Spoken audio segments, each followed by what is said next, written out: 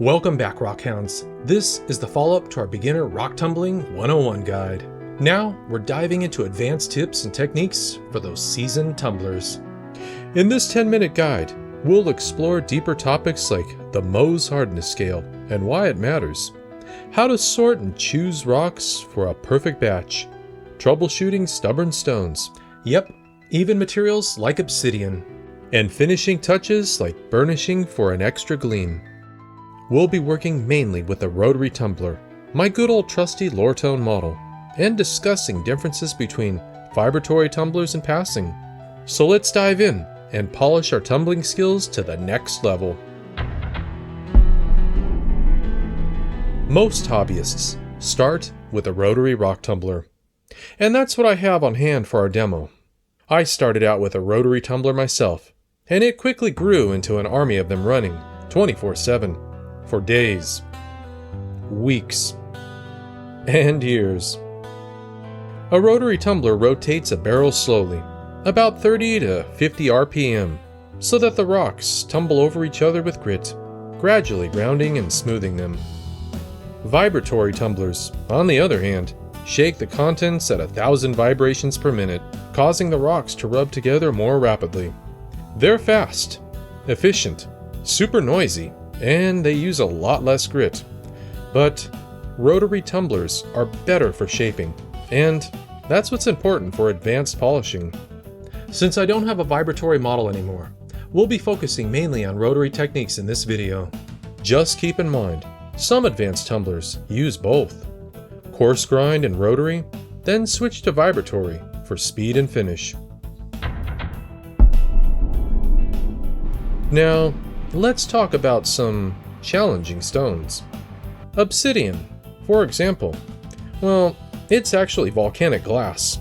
It's brittle, soft, and it bruises easily in a rotary tumbler. Even quartzite and chert can give you trouble if they're not sorted by hardness. For obsidian, the trick is to run it only with other obsidian, or with only other softer stones or lots of plastic media.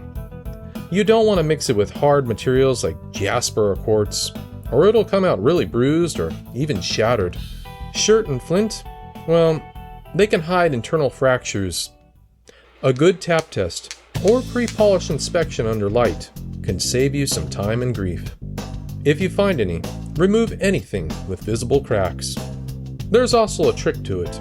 Advanced tumblers often pre-shape these stones manually to reduce tumbling time and avoid internal stress.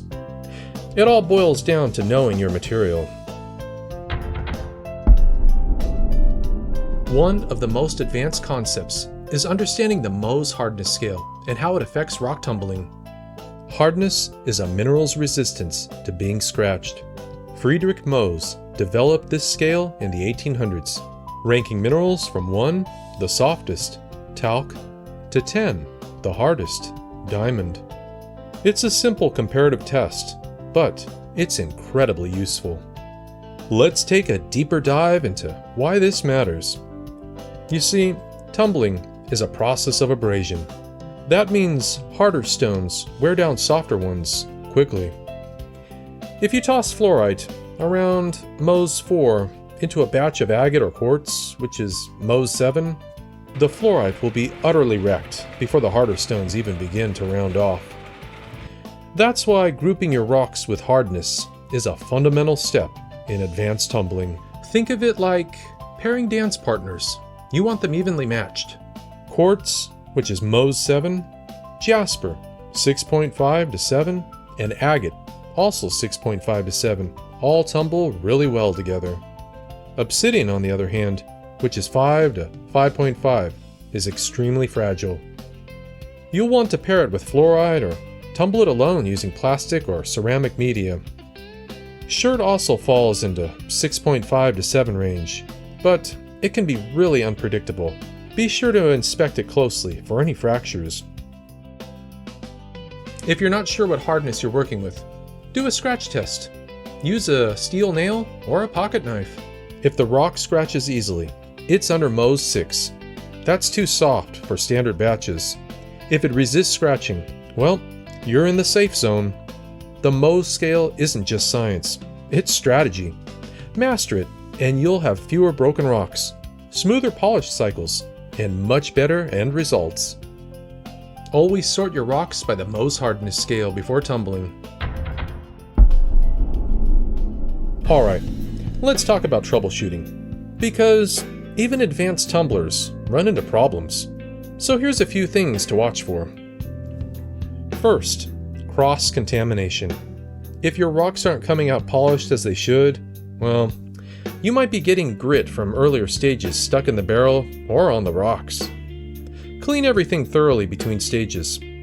Rocks, barrel, lid, and especially the seal.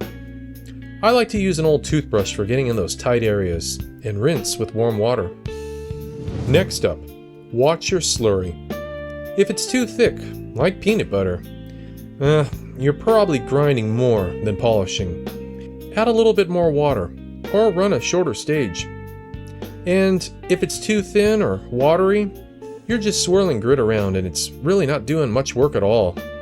You're looking for that slurry that would make Goldilocks happy. Overloading your barrel is another common problem. A full barrel is good, but if it's too full, or the rocks are just too large, they won't be able to tumble properly. Same with underfilling. You'll hear those rocks banging around and risk chipping. Again, aim for that sweet spot, about 2/3 full, with a variety of sizes. Finally, this tip is often overlooked by many. Check your motor and rollers. A sticky roller or a dirty belt can affect tumbling speed. A quick wipe down between batches can go a long way. Let's take a closer look at some popular but occasionally stubborn rocks. Feldspar, jasper, and quartz. These are common in many beginner batches, but even experienced tumblers can struggle with them if they're not treated right.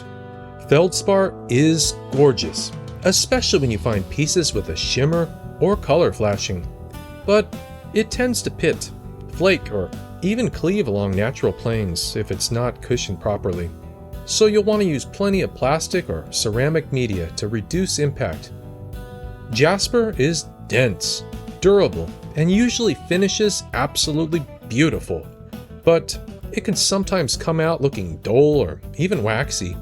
This usually means the previous stages weren't long enough, unfortunately, especially the pre-polish. Jasper rewards patience.